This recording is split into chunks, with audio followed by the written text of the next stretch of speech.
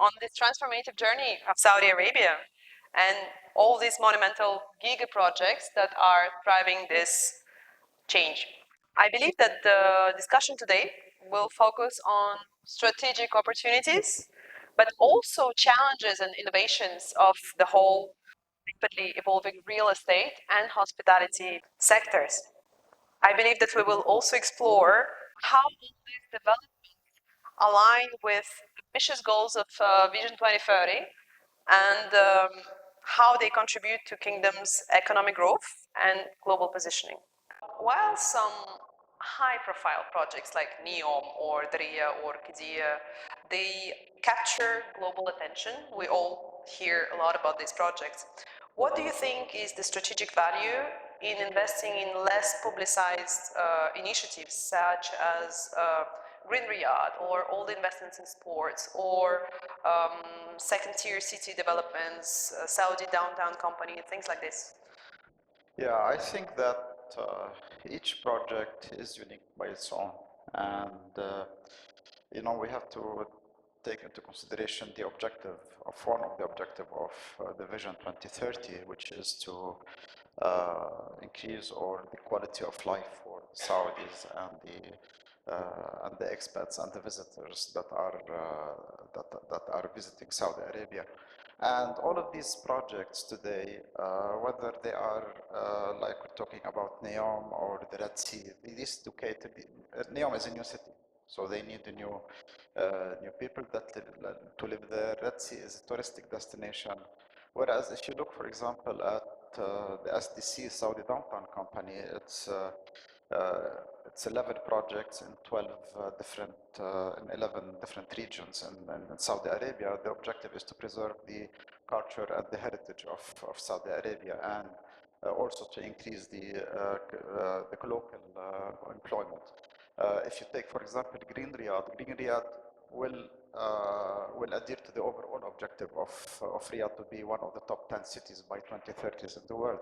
And being the capital, this means that if you look at the top 10 cities and you try to see however, it has to be better, because it's a newer infrastructure.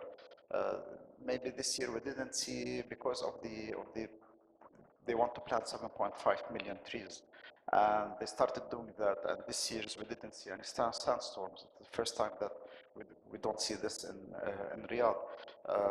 Also, they will beat a bit the heat, having all the greenery and the landscapes and the gardens that they are, the public parks that they are doing. For example, the King Salman Park.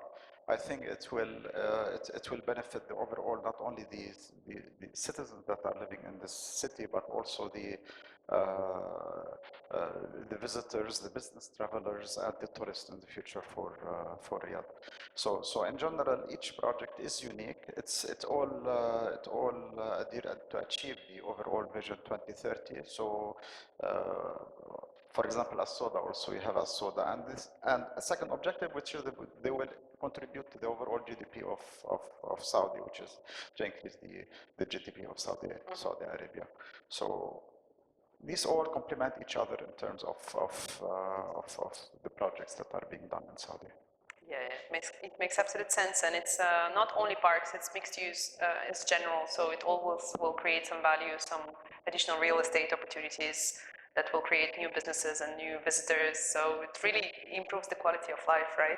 But it's interesting because even yesterday on the sessions we discussed that there is a various offering needs on the market, luxury and more lifestyle hotels. How do 3-star, 4-star, 5-star hotel each contribute to the economic, but also to the social objectives of the Saudi Vision 2030? And also, how does it meet diverse needs of the guests within Giga projects, or not just Giga projects, all kind of projects? Yeah, I think that each kind or each 3 or 4 or 5-star hotels, each type of assets, they have different clients. And if we look, for example, at the 5-star hotel, we see that they cater to the wealthy people and people who likes luxury. And usually these type of hotels, they attract businesses around them or some resorts type of hotels. And definitely, since the type of tourists that you'll have different types. Of them are the high net worth individuals who would like to visit and stay in five-star hotels. So they would like to live the experience. Whereas if you look at the four-star hotel, and you'll see that usually they are around the business people and more budget conscious than the five-star hotel. Usually the conferences and exhibitions you see around them, a lot of four-star hotel. And it also benefit the economy in developing these three types of hotels. The 3 stars, for example, is the budget hotel, and and usually we will find these in smaller cities or rural areas, like the cultural cities that we were talking about, where the one or any tourist doesn't like to spend. And across these 3, you'll be able to attract more tourists. Again, the vision of 2030, it was 100 million tourists, which they achieved. Now we're talking about 150 million tourists. So definitely you need to build the hotels for all the types of tourists that are coming, especially, for example, in Makkah, Medina, Riyadh, and Jeddah, where the need, as Yusuf was discussing, for such type of hotel. Unfortunately, in Riyadh today, what we're seeing, even the Giga projects, what they are doing maybe 5-star hotel. But we'll see that more and more demand from private developers is coming to supply the market with 3 and 4 stars. It was an interesting panel, and I'm really glad the way that we covered all of it. And I saw in the last panels that the public was very active, so I was wondering if any of you had any questions. Please. Hello, I am Abdul Ghaffar, and I have been here last 24 years in Saudi Arabia. I have seen the growth as Saudi Arabia has started from dates to digital world. There are many mega projects came here nowadays, and most of the projects are controlled by PIF. So when PIF is controlling everything, and because PIF is a part of government, what will happen if PIF will do all business, PIF will get all profit? What will happen to the local people?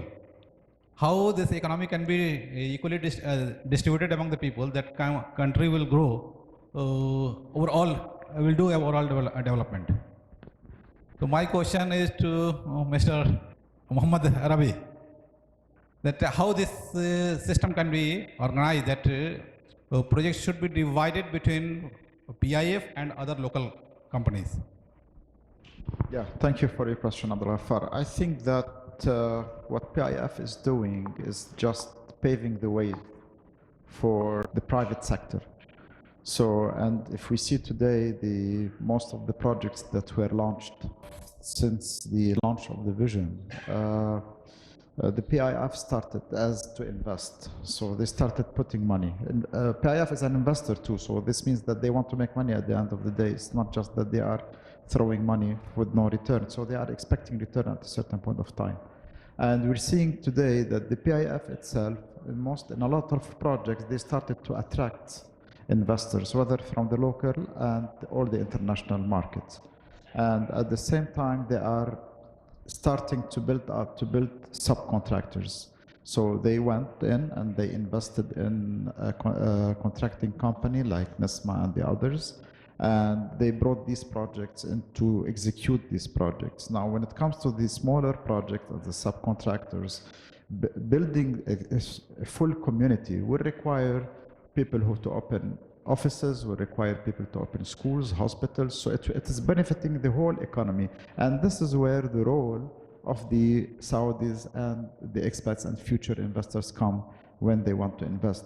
Definitely not everyone can put billions like the PIF, but at least you can get 100 investors, with each one can put 1 million, 2 million, 10 million. These small investors, this small economy, these small investors are the people who will build the economy. In every economy, in any economy in the world, it's the small and medium businesses that are crucial to the success of any economy. And this is what I think PIF is doing. And we're starting to see in some of the projects where they started to attract sub-developers and investors, and not only from the local, but also from the regional and international market. Thank you. Well, I believe it was a great dynamic panel. Thank you so much for your insights. And maybe my outcome of our discussion is the future, and we're going to shape the future of this urban development economic growth by both innovative thinking and strategic collaborations. So, we'll see the result in 2030. Thank you. Thank you.